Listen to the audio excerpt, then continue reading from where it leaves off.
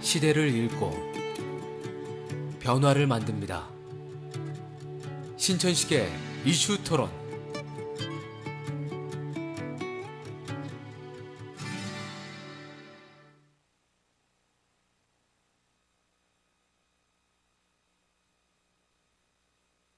신천식의 이슈 토론 진행 장소가 세종특별시로 바뀌었습니다.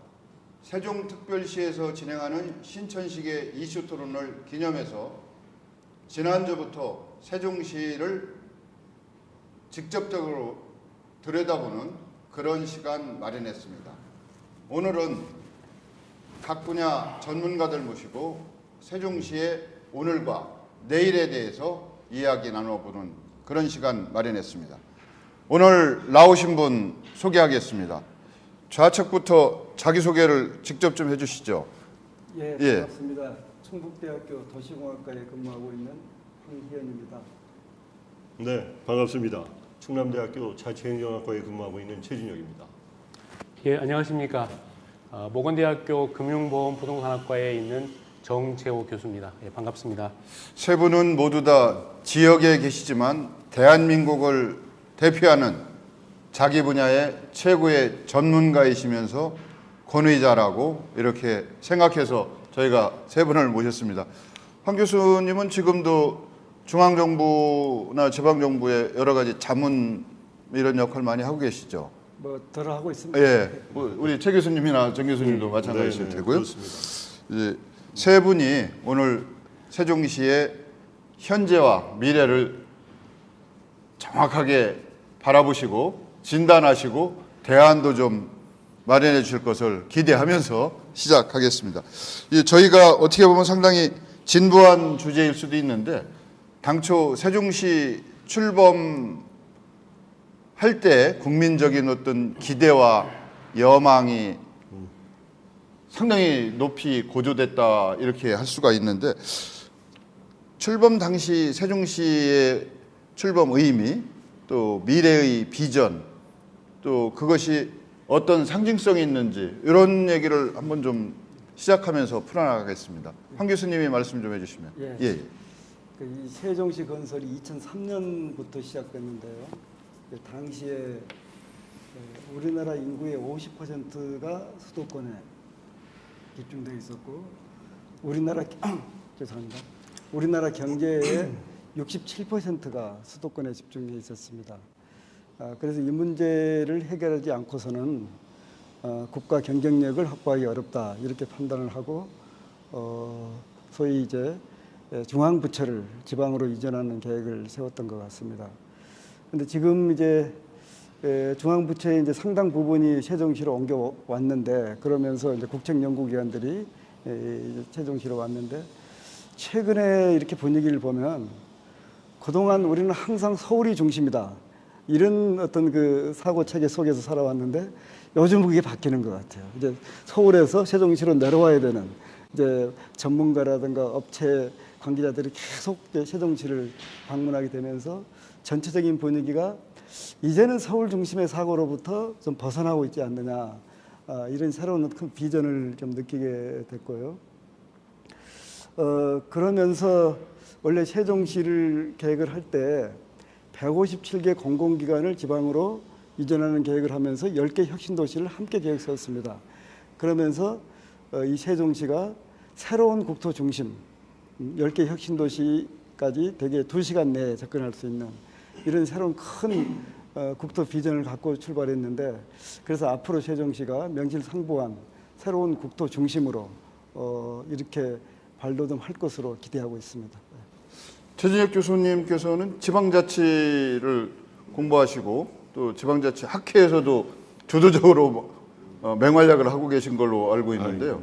이제 지방자치 학자의 입장에서 세종시 출범이 어떤 의미 또 어떤 상징성을 갖고 있는지 다시금 한번 말씀을 좀 해주신다면. 네, 뭐 잘 아시다시피 세종시가 탄생한 배경은 결국은 노무현 정부에 들어서서 후보자 때 얘기했던 소위 신행정수도 건설이라고 하는 그런 측면에서 얘기가 됐습니다만은 사실 그 배경에는 지방분권과 국가균형발전이라고 하는 큰 대의에서 시작되었던 부분이 아니겠는가. 그래서 지방분권이라고 하는 측면에서 뭔가 새롭게 가야 될 부분이 있었는데 그런 부분들이 여전히 대한민국의 243개의 자치단체에 비슷하게 가는 그런 시스템 속에서 가다 보니까 여전히 어려운 부분이 있었다라고 하는 부분이 이제 아쉬운 대목으로 나오는 것이고요.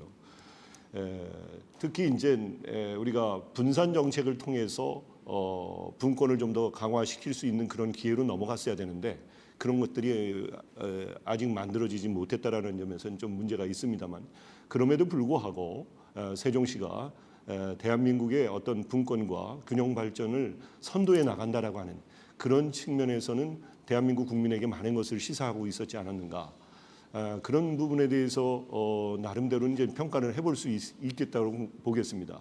그러나 여전히 우리가 지금 세종시의 상황을 보면은 지방 분권과 균형 발전이라고 하는 그 부분이 오히려 이 안에서도 균형을 못 이뤄내고 있는 그런 상황과 분권도 전향적인 분권을 못 만들어내고 있다라고 하는 그런 측면에서 바라봤을 때 아직도 갈 길이 멀다 이런 부분으로 얘기할 수 있지 않을까 생각합니다.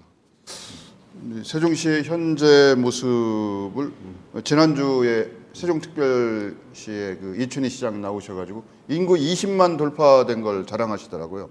그리고 매월 단위로 1,000명 이상씩 그 인구가 유입되고 있다. 이건 뭐 대단한 거죠.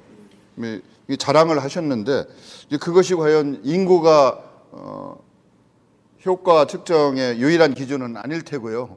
여러 가지 면에서 도시학자로서 세종시가 계획 대비 실현 정도를 만약 점수를 준다면 몇 점 정도 주고 시작을 하실 것 같아요?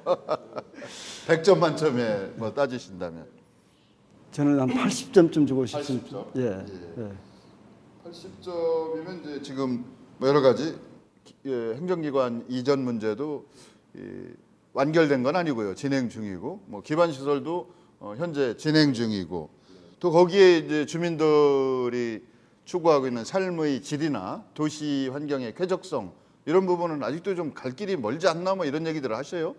그런 부분을 한번 좀 도시학자의 입장에서 말씀을 좀 해주시고 그다음에 또 행정학자의 입장 또 부동산 경제 전문하신 분이 한 말씀 좀 해주신다면. 80점을 이제 생각한 것은 이제 80% 이상 됐다라는 얘기가 아니고 계획 대비 진행 상황을 봤을 때 대개 한 80% 정도는 충족시키고 있다 이런 말씀이거든요. 그러니까 우리 인구를 볼 때 세종시 전체 인구로 보면 지금 22만 명이 넘어섰습니다. 그런데 이 신도시 건설 지역, 행정주민 복합도시 이 지역만 보면은 원래가 2015년까지 1단계인데 15만 명이 목표였습니다. 그런데 작년 말에 그 당시 추적해 보니까 12만 명 정도 됐고 현재 12만 9천 명 정도가 들어왔거든요. 그래서 당초 목표보다 조금 미달된 이제 상태에 있다 이렇게 생각이 되고요. 그밖에 이제 기반 시설의 경우는 지금 아주 적극적으로 하고 있는데 뭐 큰 차질은 없는 것 같습니다. 광역교통 체계도 계획대로 거의 진행이 되고 약간의 공정은 늦지만은 이렇게 진행되고 있는 것 같아서 저는 긍정적으로 보고 싶고요.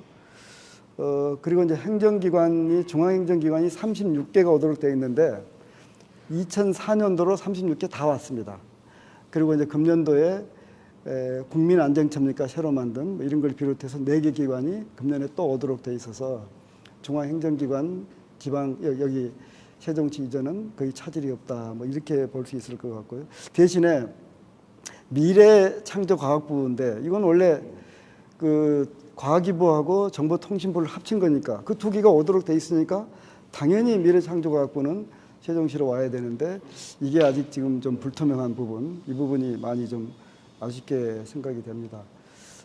그리고 이제 이 도시는 처음 계획을 할 때 전체 도시 면적의 50% 이상을 공원 녹지로 해서 어디보다 쾌적한 이제 그런 환경을 처음부터 구상을 했었고 또 문화시설도 도서관이라든 공연장 시설도 뭐 세계적인 수준으로 계획을 하고 있고, 특히 초중고등학교는 이 스마트 스쿨 시범 사업을 하면서 대단히 수준 높은 뭐 이런 시설을 하고 있기 때문에 뭐 전체적으로 봤을 때는 상당히 그 양호한 이런 도시로 건설되고 있다, 이렇게 생각이 됩니다. 최 교수님. 예. 예. 저는 점수를 준다면 지방 분권적인 측면에서 봤을 때 보면은 거의 낙제 점수다, 아직까지는. 60점 밑입니까? 예. 과락입니까? 과락으로 보야 될 것 같습니다. 40점 지방 분권 측면에서는 전혀 움직이지 않고 있는 부분이다. 왜냐하면은 저희들이 적어도 국가가 지방 정부를 새롭게 이제 만든다고 했으면은 거기에 자율권을, 또 거기서 여건, 그 나름대로 자생할 수 있는 여건을 제공을 해줘야 되는 그런 부분이 많이 있습니다. 그런데 우리가 기존에 있는 자치단체하고 거의 대등한 관계 속에서 추진을 하다 보니까 여러 가지 제약 조건이 있었다는 거죠. 그래서 자치권의 미비, 또한 저로 봤을 때는 지방 정부를 구성해 나가는 데 있어서 여기만큼 실험적으로 해볼 수 있는 좋은 기회를 놓쳤다고 저는 생각을 합니다. 그 얘기는 무슨 얘기냐면은 우리나라와 같이 243개 자치단체가 전부 다 기관 분립형 정부 조직을 취하면서 획일적으로 하고 있습니다. 그런데 여기야말로 정말 분권 도시의 상징적인 그러한 도시이기 때문에 지방정부 구성 형태도 주민에게 맡겨서 선택적으로 우리가 자율적으로 해나갈 수 있었던 그런 기회가 있었다는 겁니다.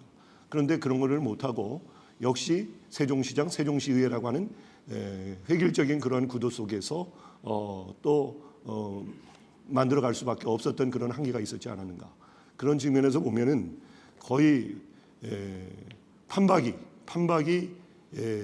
행정에 사로잡혀 있는 그런 모습 속에서 자치권이 제약되어지는, 새롭게 뭔가 변화될 수 있는 여지를 전부 다 차단시켜버린 그런 부분에 대해서는 굉장히 취약한 내용이었다, 이렇게 혹평할 수밖에 없는 부분입니다. 아직도 세종시가 진행 중이니까 네. 뭐 완성된 완결 단계가 아니니까 지금 그런 입장을 말씀하신다는 것도 오히려 건강에 좋은 것은 쓴 약이지 않습니까? 그렇게 고언으로 받아들여질 거라고 생각을 하고요.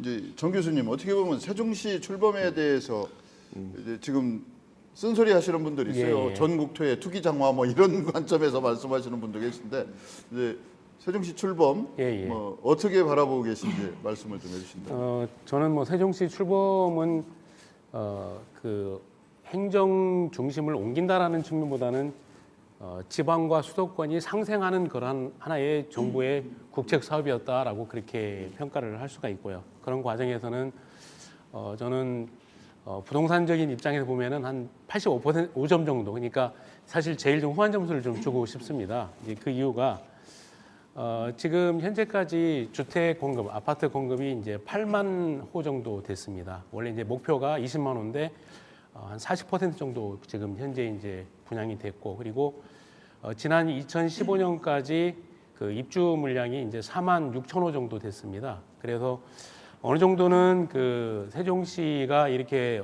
어떤 하나의 신도시, 그리고 정부가 구상했던 모습을 드러낸 것은 결국은 그 아파트의 모습, 그리고 현재 입주해 있는 그러한 주민들, 그리고 공무원들의 어떤 모습이 아닌가 생각을 합니다. 그리고 그 적기적시에 공급이 됐다라는 저는 생각을 합니다. 다만 이제 세종시 출범 자체가 좀 늦었지 않습니까? 이제 그 수정한 그 논란으로 인해서. 그럼에도 불구하고 그 주택 공급은 무난히 되고 있다라고 볼 수가 있습니다. 그래서 그런 면에서 보면 되고, 그리고 또 하나는 이제 그 주택 가격에 있어서도 상당히 안정돼 있는 그러한 지역이다. 그러니까 다른 지역에 그 주택 가격이 상당히 급등하거나 또는 하락하는 그런 현상들이 일어나지 않고 초기에 그런 주택 가격에서 그렇게 크게 상승하지 않고 매년 꾸준히 상승하는, 이제 그런 데는 이제 저는 그 분양가의 그런 안정성적인 측면에서 책정이 됐다라는 그런 생각을 합니다. 그런 측면도 있고, 그리고 이 세종시의 그 모습 자체가 결국은 부동산 시장에서 굉장히 관심받고 투기화할 수 있는 그런 장소였는데도 불구하고 주택 가격이 어느 정도는 안정화되어 있기 때문에 그런 면에서는 좀 높은 점수를 줄 수 있다고 생각을 합니다. 추가적으로 말씀드리면 또 하나는 세종시는 젊은 세대의 도시다, 힘이 있는 도시다라는 그런 표현입니다. 그래서 그 지난 2015년도에 조사한 그런 데이터를 보면은 30세 미만의 비율이 43%였습니다. 전체 인구의. 물론 이거는 이제 그 예정 지역만 말씀드립니다. 그러니까 이제 조치원을 포함하지 않는 이제 그런 지역인데, 그리고 그 60세 이상이 6.5%로 굉장히 젊은 층들이 돌아서 사는 좀 활기찬 그런 도시다라는 그런 표현을 할 수가 있습니다. 그래서 그런 면에서 본다고 하면은 세종시는 상당히 지금 진행이 잘 되고 있고, 그리고 앞으로도 미래가 밝은 그런 도시라고 생각을 합니다.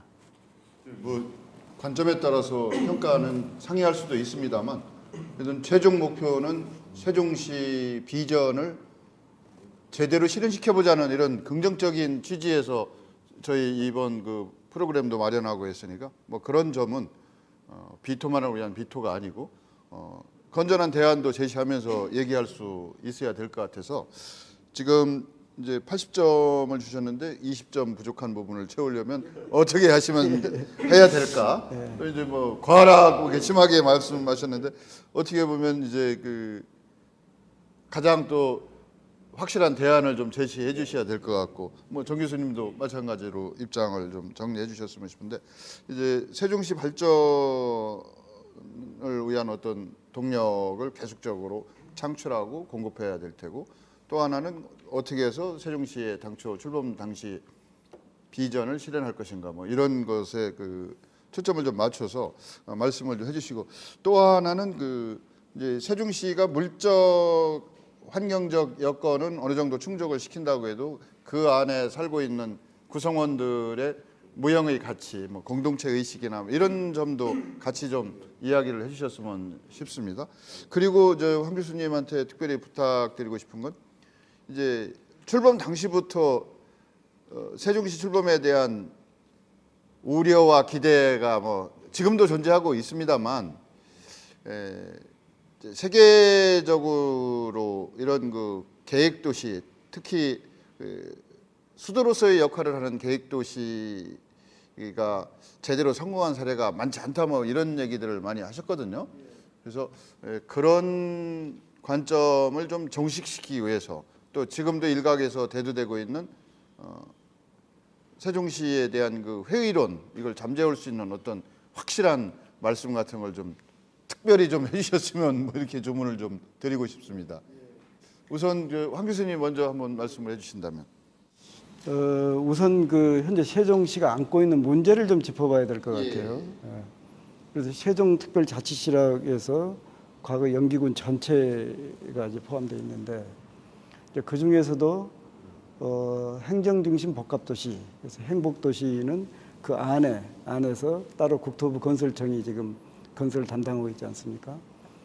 이제 그러다 보니까 이 행복도시 신도시 건설 지역은 아주 그 이렇게 세계적인 도시를 건설하고 있는데, 나머지 지역과의 격차가 너무 심하단 말이죠. 자녀 지역. 그러다 보니까 이 행복도시가 세종시 내에서 마치 섬처럼 이제 이렇게 지금 건설되고 있는 부분. 그래서 이제 하나의 도시 속에 두 개의 또 이 도시가 존재하는 뭐 이런 형태인데, 이걸 어떻게 하나의 도시로 만들어 갈 것이냐, 이게 하나의 큰 과제고, 특히 이제 행정이 복합도시 여기를 건설하면서 그 주변 지역에 난개발이 아주 심했습니다. 그 내가 조사를 해보니까 특히 이 다가구 주택의 경우는 2012년에서 14년 그 3년 사이에 그동안 전체 물량의 70%가 바로 이 주변 지역에서 이렇게 이제 건설이 돼서, 아무리 이 신도시 건설 지역을 잘 해놔도 주변 지역이 그렇게 난개발돼 버리면 이제 결국은 이제 좋은 도시가 될 수 없다, 이런 이제 어려움을 앞으로 풀어가야 될 것 같고, 그 다음에 이제 이 행정시 복합도시를 처음 계획할 때 이 교통 시스템을 대중교통 중심, 녹색교통 중심으로 큰 축을 잡았습니다. 그래서 이제 BRT로 기본적으로 전체 교통 수요의 40%를 소화하고, 자전거 교통으로 15%를 소화를 한다. 그리고 나머지 또 대중교통에서 70% 이상을 이제 대중교통, 녹색교통으로 하는 걸로 했는데, 막상 이렇게 건설 지금 과정이 있긴 하지만은 원래는 이제 이 BRT를 타고 해야 될 그런 이제 노선인데 차를 가지고 온단 말이죠. 그러다 보니까 도로가 벌써 비좁고 주차장이 부족하고 뭐 이래서 앞으로 이제 BRT 그 운행이 이제 지금 현재 반만 운행하고 있지만 전체 이제 운행을 한다는 걸 전제로 해서 요 교통에 대한 이제 기본적인 어떤 그 시민 의식 또 국민 의식을 어떻게 바꿔가야 될 것이냐는 문제도 과제로 지금 남아 있습니다. 그리고 지금 이제 말씀하신 대로 세계적인 이제 성공 사례 혹은 신도시를 하면서 이제 또 실패 사례 여러 가지가 있는데 이제 대체적으로 이제 외국의 경우도 상당히 그 잘 됐는데 나름대로 또 어려움이 함께 있는 것 같아요. 이를테면 이제 브라질리아 같은 경우가 아주 그 세계적인 관심을 끌어서 아주 환상적인 도시를 만들어놨는데 여기가 주변 지역 난개발 대책을 못 해가지고 주변 지역이 아주 엉망이 돼버리고 또 내부를 너무나 자동차 중심으로 하다 보니까 이제 그야말로 자동차 도시가 돼버린 사람 중심 도시가 아닌 뭐 이런 부분이 지금 이제 어려움으로 있고 그래서 비교적 호평을 받고 있는 게 오스트리아 호주의 그 캔버라가 비교적 호평을 받고 있는데 여기는 이제 문화시설도 같이 많이 집어넣고 뭐 이렇게 좋은데 또 이 부분은 이제 도시 중심부를 완전히 그 이 상업 업무 또 공공시설만 하다 보니까 저녁이 되면 완전히 이건 암흑의 도시가 되는 이제 공동화가 되는 또 이런 이제 어려움이 있어서 사실 그래서 세종시는 이런 데를 벤치마킹을 통해서 주변 이제 난개발 대책도 미리 세우기 위해서 5km 관리적으로 주변 지역을 책정도 했었고 또 중심부에 지금 그 주거 기능까지 포함한 많은 그 활동 기능을 집어넣고 해서 나름대로 구상을 했는데 이제 진행 과정에서 주변 지역을 너무 일찍 풀어버렸어요. 장치 없이. 예.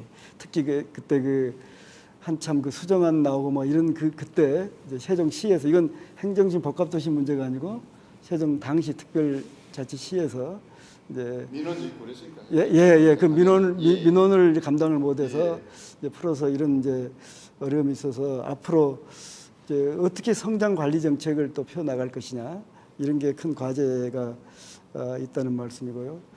그리고 이제 회의론 말씀을 좀 주셨는데 현재 가장 큰 이제 문제 제기는 공무원들이 특히 서울 쪽으로 출장을 너무 많이 다닌단 말이죠.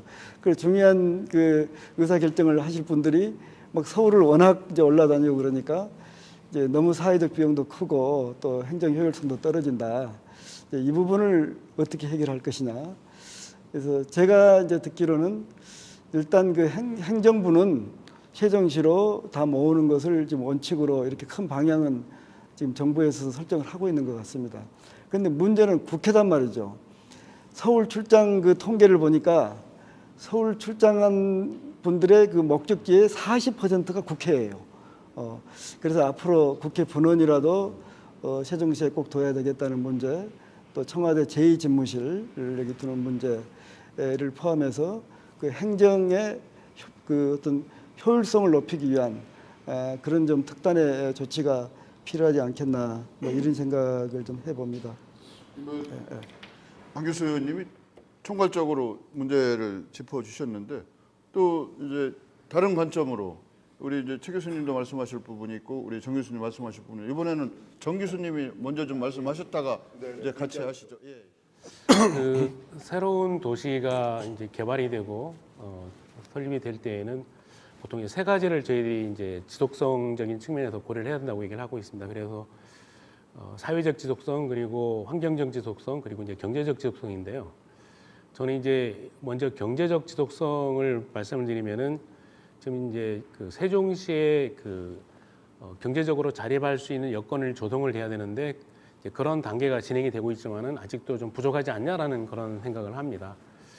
결국은 이제 경제적인 자족성을 확보를 하기 위해서는 기업 유치거든요. 근데 기업 유치인데 작년에 이제 세종시 같은 경우 한 70개의 그런 조그마한 기업들이 유치가 됐습니다. 그래서 어떻게 보면은 상당한 노력이 있음에도 불구하고 세종시를 경제적 자족성을 이끌 수 있는 그런 기업이 사실은 없다라는 게 문제가 되고 그리고 대부분 유치된 그런 기업의 형 업종을 보면은 이제 식료품업이라든지 주로 그 전통 그런 업종입니다. 그래서 원래 세종시가 추구하려고 했던 그런 뭐 바이오라든지 그다음에 환경 관련되는 기업이라든지 정보 관련 기업이라든지 뭐 나노 관련되는 그런 기업이 어떻게 보면은 첨단 그리고 무공해의 그런 기업들이 유치될 수 있는 그런 노력들이 좀 필요하지 않냐라는 그런 생각을 먼저 하게 됩니다. 그리고 아까 잠깐 황 교수님께서 말씀하신 이제 교통 문제, 대중교통 문제는 원래 그 세종시가 설립될 때 기존의 어떤 모더니즘 방식이라 해서 집중적인 방식에서 포스트 모더니즘이라고 해서 이제 어바니즘이라고 해서 대중교통을 이용하고 그리고 걸어다니는 보행도로의 어떤 위주로 이렇게 도시가 형성이 됐지만은 현실적인 측면에서 보면은 상당히 지금 불편한 게 많다는 거죠. 그러니까 물론 대중교통이 아직 그 확고하게 정착이 되지 않는 상황이기 때문에 좀 시간을 더 두고 보자라는 것도 있지만은 아시겠지만은 이제 출퇴근 시간에 도로가 막히는 그런 현상들이 아주 굉장히 극심해서 아마 세종시에 사는 그런 주민들이 가장 첫 번째 개선해야 되는 부분이 아마 대중교통 문제하고 도로 문제가 아닌가라는 생각을 해봅니다. 그런 차원에서 이러한 부분들을 좀 개선해 나간다고 하면은 어떤 세종시의 그런 어떤 발전되는 그런 모습들이 밝지 않을까라는 생각을 합니다. 예. 또 최 교수님. 네. 이제 아까 과락을 좀 짚어주시고 그걸 적어도 낙제점을 면하기 위해서는 어떠한 조치가 우선적으로 있어야 된다. 그게 이게 어떻게 보면 세종시만의 문제는 아니고 네. 중앙정부 차원 아니면 국민적 공감대 형성이 우선돼야 되는 그런 불가피한 측면은 있기는 있을 것 같은데요. 한번 말씀 좀 해주시죠. 불가피한 면이 있습니다. 예, 예. 그러나 좋은 기회였다라는 거죠. 제가 좋은 기회, 지방 분권 정책을 좀 더 다양화한다라는 차원에서 또 차등 분권을 할 수 있는 좋은 기회를 놓쳤다라는 거죠. 왜냐하면은 지금 중앙 정부가 많은 부처를 이전하고 행정 공무원들이 중앙 공무원들이 여기 와서 행정 비효율 문제라든지 이런 것만이 부각되고 있는데 그게 중요한 것 그것도 물론 중요하지만 우리가 자치분권을 이 기회에 만들어 갈 수 있는 그러니까 세종특별자치시를 만들면서 거기에 공무원과 주민과의 관계 속에서 정말 그 재정 서비스를 주민들과 공동 생산해낼 수 있는 절호의 찬스 이런 것들을 부여해주기 위한 여러 가지 특례 사항들을 좀 더 많이 줬어야 되는데 이런 것들을 제대로 부여하지 못했다라는 거예요. 중앙정부가 준비를 못했다라는 겁니다. 그러다 보니까 다른 자치단체하고 비슷하게 너희들만 이렇게 해줄 수 없다. 또 서로 간에 갈등 문제만 만들어냈다라는 거죠. 그러다 보니까 세종시 이런 좋은 도시를 만들면서 기존의 굴레를 쓰고 있는 그러한 243개의 자치단체가 가지고 있는 중앙 집권화된 속에서 길들여져 있는 그런 행정체제 시스템에 그대로 맞추다 보니까 이 분권화된 부분이 상당히 낙후될 수밖에 없었던 부분이다. 세종특별자치시 입장에서 봤을 때는 그런 부분이 있고요. 중앙정부가 분산 정책에 의해서 중앙부처가 이전한다라고 하는 그런 부분으로서 우리가 많이 부각이 돼 있습니다만은 공무원들이 전부 다 도로에서 그냥 시간을 많이 보내고 출장 비용 거의 하루 한 5시간 정도를 왔다 갔다 하다 보면은 에너지가 기본적으로 딸리기 때문에 정책적인 품질에 있어서도 상당히 문제가 될 수 있는 부분 이런 비효율 문제는 우리가 그동안 많이 지적을 해왔던 것 같습니다. 그래서 행정 비효율 비용을 단순 계산했더니 한 5조 이상 되어지는 그런 계산이 나와서 이런 비용을 지불하면서까지 계속 세종시를 유지를 해야 될 것이냐. 그래서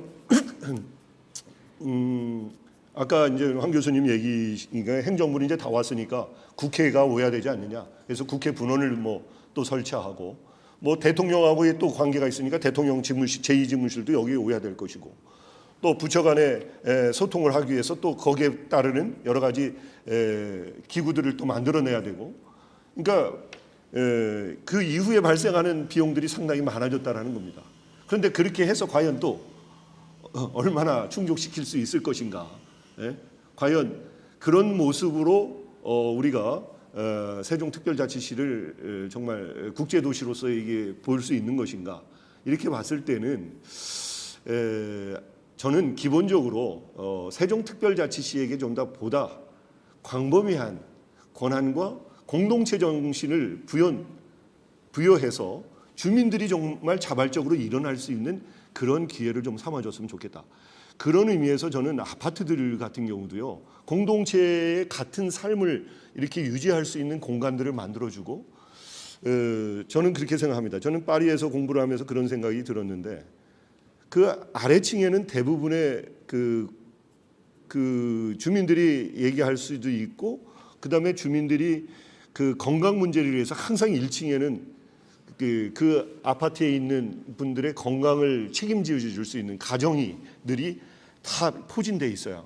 그런데 우리 세종시에 보면 아파트에 그런 경우는 없는 것 같습니다. 그냥 뭐 병원이 서로 뭐 충남대 병원이 일로 오야 된다, 뭐 서울대 병원을 끌고 오야 된다, 이런 싸움을 하는데, 전부 다 가까운 교에서 아파트 그 동 하나하나에서 주민들의 정말 건강 관리를 체크해 주면서 주민하고 소통할 수 있는, 그렇게 해서 또 다른 그 공동체를 만들어 나가는 이런 노력을 하지 않았다라는 거예요. 그러니까 그 전반적인 그동안에 해왔던 그런 방식에서 벗어나지 못하는 그런 행정 행태 가지고서는 우리가 추구하려고 하는 진정한 지방 분권과 뭔가 주민의 공동체 삶을 이뤄내서 풀뿌리 자치를 해나가는 데는 좀 어려움이 있었지 않았는가, 뭐 그런 생각을 해보는 겁니다. 세종시 출범에 대한 기대 또한 크지만 우려가 또한 크다, 뭐 이렇게 동시에 얘기를 할 수밖에 없는데요. 이제 대전광역시 같은 경우는 매년 인구 유출이 지금 심각할 만한 수준이라고 뭐 여러분들이 얘기를 하고 있습니다. 근데 또 어떤 분들은 그걸 위기로 인식 못하는 것이 더 큰 위기다, 뭐 이렇게까지 말씀하시고, 이제 대전시의 당국자나 또 그 분야 전문가들하고도 얘기를 나눌 기회를 갖겠습니다만, 그 세종시 출범을 계기로 해서 인접 광역시자체하고의 갈등 양상 같은 것이 있어요. 지금 인구 유출 문제. 그래서 이런 것을 봉합하고 극복하면서 더 큰 차원의 어떤 공동체 의식이라고 할까, 하나의 공동체 구성이랄까, 이런 어떤 그 아이디어나 구상이 필요할 것 같은데요. 그건 어떠세요? 그렇죠. 그 주변에, 도시 주변에 이런 새로운 이제 신도시를 건설하면 당연히 초기 단계에서는 이제 신도시로 기존 도시에서 인구나 기능을 이제 빼앗기게 됩니다. 그런데 그럴 때 그 주변에 이제 새로운 기능이 하나 들어온다는 것은 또 기회 요인이 된단 말이죠. 그래서 이 기회 요인을 어떻게 잘 활용하느냐에 따라서 더 발전할 수 있고, 아니면 그렇지 못하기도 한다 이거죠. 지금 세종시를 중심으로 보면은 대전, 청주, 공주, 천안이 모두 30분 정도 거리에 있습니다. 이건 사실상 광역 행정 행정기관이 서로 이게 달라서 마치 다른 지역이라고 생각되지만은 실질적으로는 하나의 도시권입니다. 그렇죠. 도시권, 생활권이죠. 그래서 그 인식을 좀 바꿀 필요가 있다 하는 거죠. 거기다가 이제 대전의 경우는 대동연구단지, 거기다 또 벤처기업들, 이건 세계적인 수준이거든요. 거기다가 아산 탕정의 그 세계 그 디스플레이 산업 중심입니다. 이게 바로. 그리고 바로 여기 오송의 동북아의 그 보건 의료 과학 중심으로 지금 이렇게 발돋움을 하고 있단 말이죠. 그래서 이런 것을 이제 세종시를 중심으로 잘 엮어내면, 또 거기다가 국제과학 비즈니스 벨트에 그 거점 지구에다가 3개 기능 지구를 다 여기서 다 가지고 있기 때문에 이런 부분을 잘 같이 엮어낸다면 상생할 수 있는 이런 이제 좋은 기회인데, 아쉽게도 현재까지는 그걸 엮어내지를 못하고 있는 이제 그런 상태라서 그게 하나의 큰 과제로 이렇게 생각이 되고요. 그리고 이게 이 세종시가 이제 명실상부하게 국토의 어떤 중심으로, 새로운 중심으로 발돋움하려면은 이제 접근성 면에서도 지금보다는 한 단계 뛰어야 될 것 같습니다. 그래서 이제 원래 이 관문역으로 오송역을 이제 설정을 했는데, 그게 오송역이 지금 KTX 그 경부선과 호남선이 만나는 곳이란 말이죠.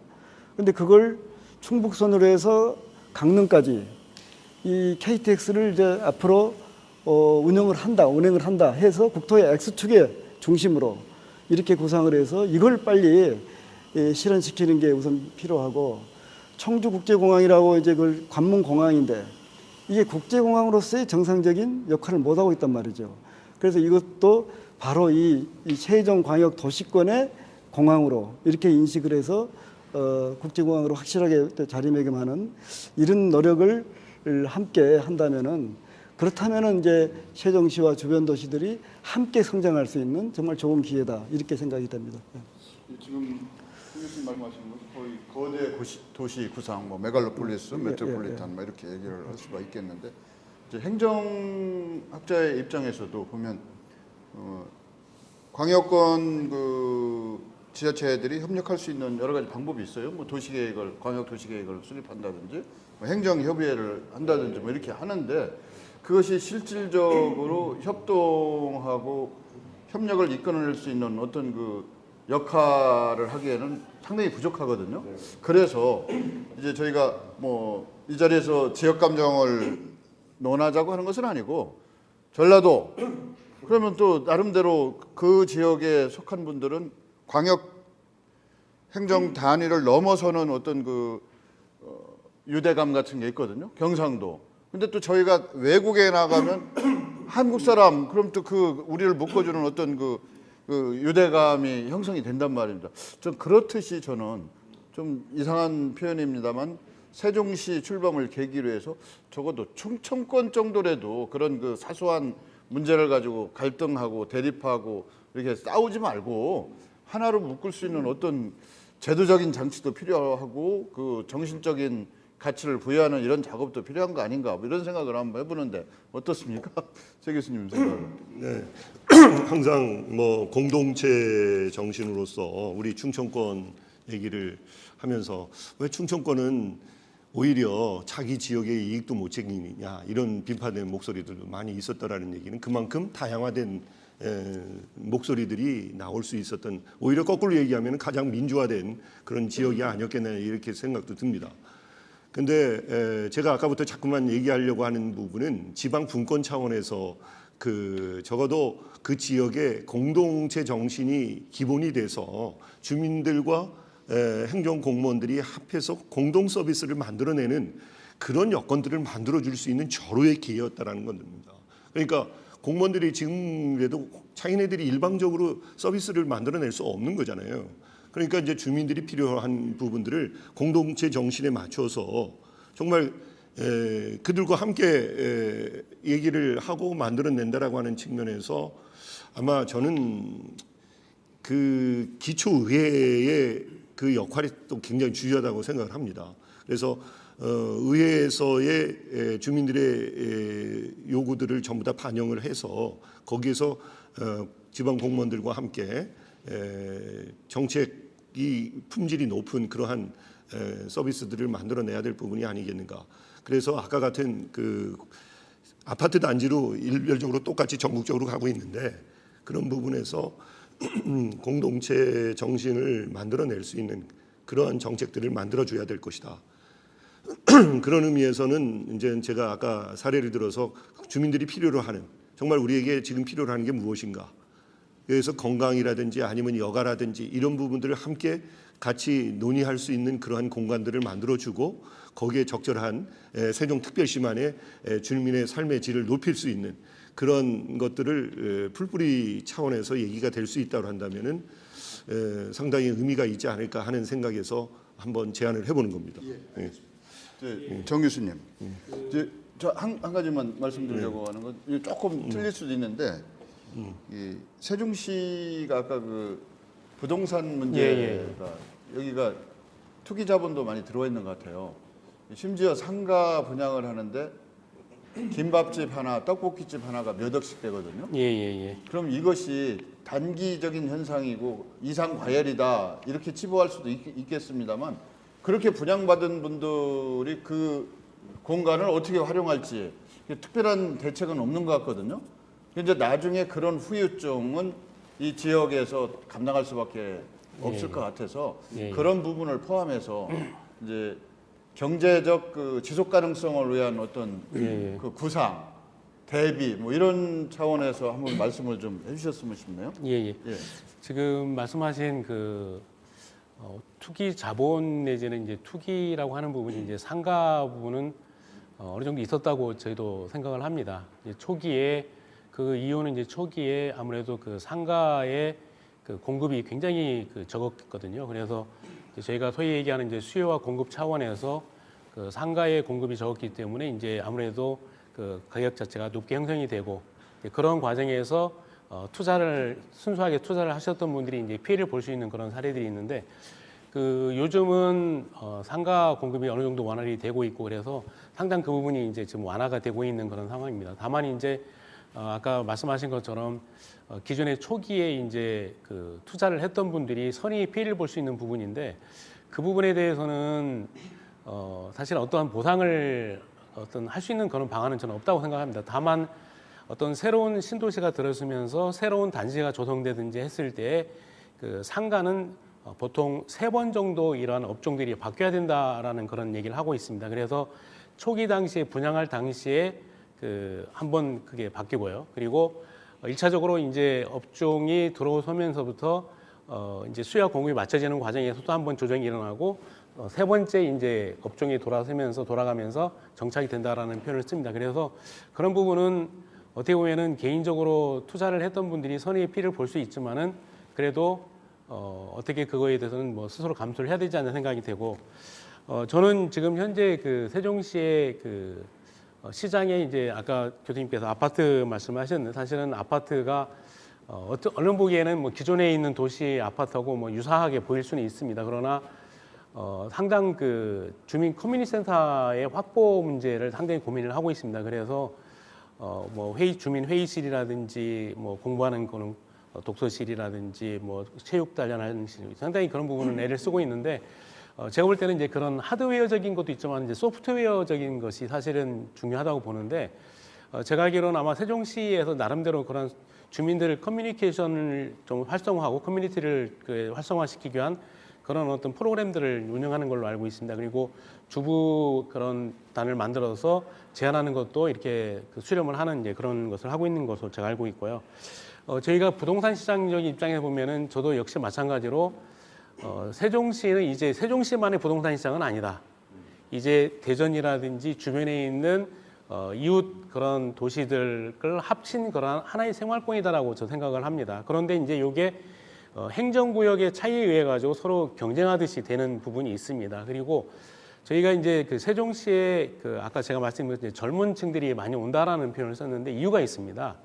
그 이유는 사실 대전에 있는 지금 전세 가격이 상당히 높게 형성돼 있습니다. 반면에 세종시는 공급량이 많고 또 공급량이 많다라고 하는 것은 세종시는 수요와 공급에 맞춰서 진행되는 그런 도시가 아니고 원래 계획됐던 물량을 공급을 해야 되기 때문에 진행되다 보니까 이제 수요가 조금 따라오지 못하는 부분이 있습니다. 그런 차원에서 보니까 결국은 매매 가격 대비 전세 가격 비율이 상당히 낮습니다. 한 평균적으로 45% 정도로 보고 있는데 대전 같은 경우에는 통계가 한 67% 정도 되고 있습니다. 그리고 지역에 따라서는 뭐 90%까지 되는 그런 지역이 있다 보니까 살려다 보니까 전세는 가야 되는데 전세 가격이 높게 형성돼 있으니까 세종시는 낮게 형성돼 있으니까 그럼 세종시로 가지. 이제 지리적으로도 또 교통적인 편에서도 그렇게 멀지 않는 지역이기 때문에 이동하는 그런 부분이 있습니다. 그래서 이동을 하고 보니까 세종시의 교육 여건이 굉장히 좋습니다. 그리고 또 젊은 그런 그 층들에게는 너무 좋은 게 이제 출산에 대한 지원도 있습니다. 그러다 보니까 어떤 세종시에 그 정착을 해야 되겠다라는 그런 이제 마음을 갖게끔 하는 이제 그러한 거라고 생각을 합니다. 그래서 세종시의 그러한 어떤 그 부동산 시장과 대전시의 부동산 시장은 별도로 생각하기보다는 이제 하나의 시장으로 권역을 생각해야 되는데 그러한 것이 시간이 지나면서 어느 정도는 희석이 될 거고 조정이 될 거라고 봅니다. 다만 이제 그 세종시하고 대전시하고 발전되는 그러한 상승의 속도는 다르다는 거죠. 그러니까 세종시 같은 경우에는 새로운 것들이 계속 도입이 되고 유치가 되면서 발전하는 속도가 굉장히 급한 반면에 그리고 하나의 도시가 완전한 도시가 형성되는 과정이 있는 반면에 대전시는 이미 성숙되어 있는 그런 단계에 있는 도시이기 때문에 더 이상의 발전을 가기 위해서는 상당한 그런 어려움이 있다는 겁니다. 물론 대전시도 그 호수공원이라든지 또는 엑스포 창조라든지 역세권 개발 여러 가지는 하고 있지만은 그런 거에 비해서는 세종시의 어떤 속도가 굉장히 빠르기 때문에 그러한 부분들이 어떻게 보면 세종시의 어떤 미래가 더 가치가 있다. 라는 측면으로 볼 수가 있을 것 같습니다. 이제 세종시에 거주하고 계신 분들 또 세종시로 기업을 이전하려고 하시는 분들 얘기를 들어보면 이제 행복청이라는 존재가 세종시 발전을 위해서 뭐 필수 불가결의 존재라고는 생각할 수 있는데 이분들이 체감하기는 업무 중복이나 그 업무 간섭이 있다. 거기서 갈등이 있어서 자기들이 어떤 일을 추진할 때 원활하게 진행이 안 된다 뭐 이런 불만을 얘기하시는 분들도 계셔요. 예. 그래서 당초에 계획할 때에는 이제 세종시가 출범을 하게 되면 행복청은 업무가 자연스럽게 이관되고 뭐 이런 식으로 그 잡혀 있었다고 하는 얘기를 들었어요. 그것이 지금 그 어떤 식으로 진행이 되는 것이 그 바람직한 건지 한번 도시학자 입장에서 말씀을 좀 해주신다면. 말씀하신 부분은 세종시 내에서도 신도시 건설 지역, 소위 행복도시 내부의 문제일 텐데 지금 요 내부에 대해서는 이제 정부 예산을 지금 집행을 하고 있지 않습니까? 그래서 그 부분은 국토부의 그 건설청에서 담당하도록 이렇게 돼 있어서 제가 볼 때는 뭐 큰 무리 없이 잘 진행이 되고 있는 것 같습니다. 단지 그런 그 뭐 기업을 유치한다든가 뭐 이럴 때는 좀 이렇게 세종특별자치시하고 함께 좀 이렇게 힘을 합쳐서 유치를 하는 이런 좀 진일보된 행정은 필요할 것 같습니다. 그 유치 기업이 이쪽에 건설 지역에 문을 두들겼는데 너무 지가가 비싸다. 그러면 그걸 이제 주변에 조금 저렴한 데로 또 유도를 한다든가 뭐 이렇게 하려면은 건설청과 세종시가 좀 협조적으로 이렇게 갈 필요는 좀 있을 것 같고요. 그리고 이제 어차피 건설청은 이제 정부 예산을 계속 집행을 하면서 이제 예산이 점점 이제 소모되지 않겠습니까? 그러면서 자연스럽게 그 역할이 이제 축소가 될 겁니다. 그래 이제 아직은 지금 한참 사업을 하고 있기 때문에 역할이 아주 큰데 2020년 이렇게 25년 가면서 상당한 부분을 이제 세종특별자치시로 이렇게 그 역할을 넘겨주지 않을까 싶습니다. 예. 오늘도 뭐 시간이 거의 다 된 것 같아서 이제 마지막으로 세종시 이런 부분은 이렇게 했으면 좋겠다. 아니면 이런 부분이 바람직한 부분이다라든지 이렇게 말씀하고 싶은 부분이 있으면 한 1분 정도씩만 돌아가면서 말씀하시는 걸로 하고 우선 행정학자의 입장에서 먼저 말씀을 좀 해주신다면 네. 그다음에 이제 종합해서 교수님 한번 말씀해 주시고. 예. 뭐 계속해서 말씀을 드린 얘기가 되겠습니다만은 결국은 세종시는 국가가 만들어준 거죠. 일정 부분은. 그러니까 행복청이 와서 아까 일정 부분은 역할을 해줘야 될 부분입니다. 근데 어느 정도 이제 그 소프트웨어적인 아까 이제 하드웨어와 소프트웨어 얘기를 하셨는데 정말 우리가 하드웨어적에서 제공해야 될 부분이 있는 부분하고 이제 소프트웨어 쪽에서 공동체 의식을 어떻게 만들어내느냐 이런 부분들을 또 고민을 해야 될 부분이라고 생각합니다. 왜냐하면 그동안에 너무나 우리가 주민들이 받아먹고 권리만 주장해왔던 그런 부분들이 많이 있어요.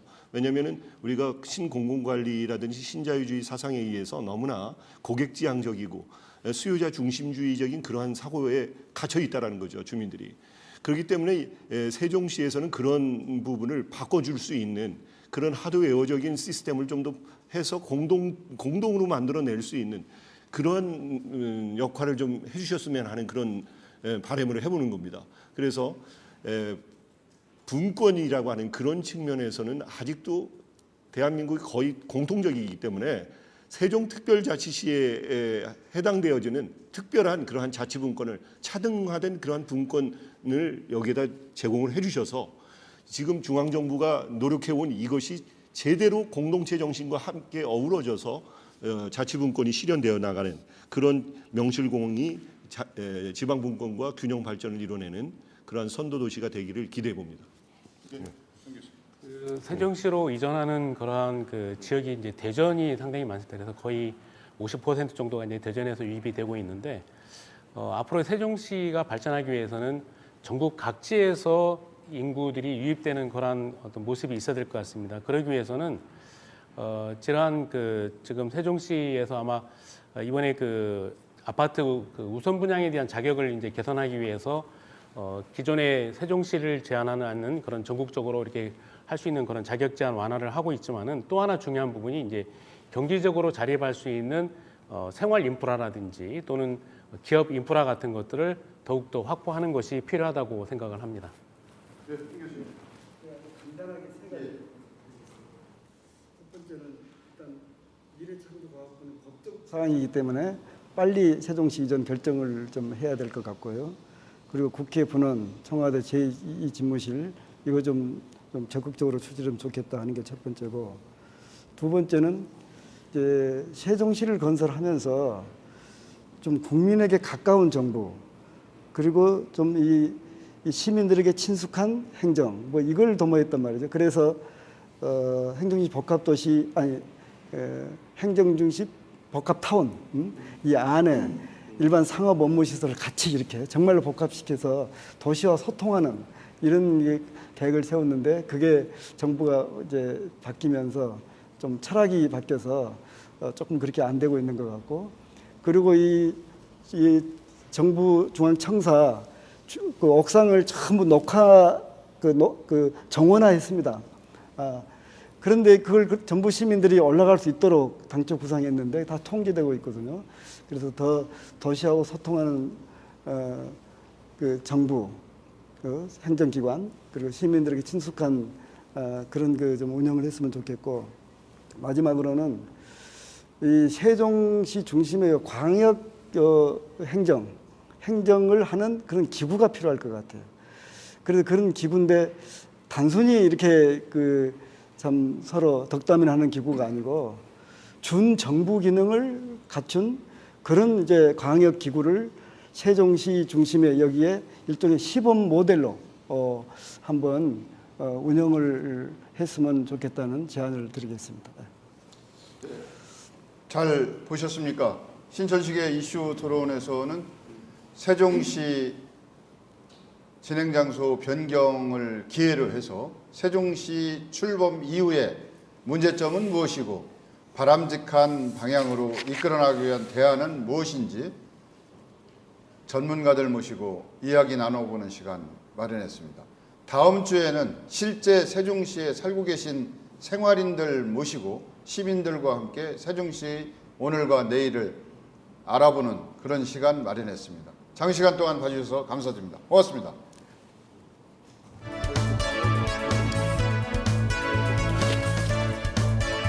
예, 수고하셨습니다. 어제 들으셨어요?